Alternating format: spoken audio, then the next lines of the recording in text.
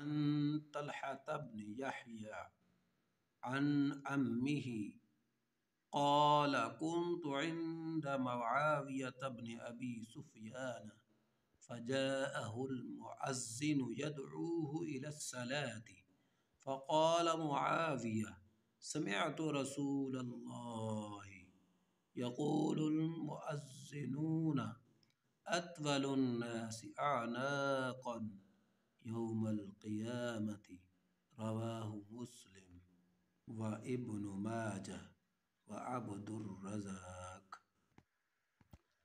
طلحہ بن یحییٰ اپنے چچا سے روایت کرتے ہیں کہ انہوں نے کہا کہ میں حضرت معاویہ بن ابی سفیان رضی اللہ تعالی عنہما کے پاس تھا کہ مؤذن نے ان کو نماز کے لیے بلایا۔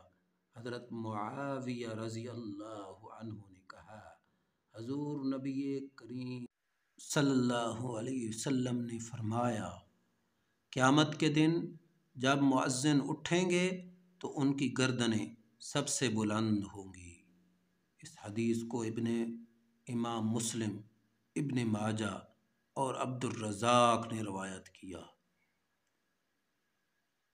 اس اذان کو درست طریقہ سے کیسے پڑھنا ہے، اس کے الفاظ کو کیسے ادا کرنا ہے، اس کے لیے انشاءاللہ ہم ویڈیو بنائیں گے، تو آپ لوگ وہ ویڈیو دیکھنا اور اس سے سیکھنا ضرور دیکھیں اور اس سے سیکھیں اذان۔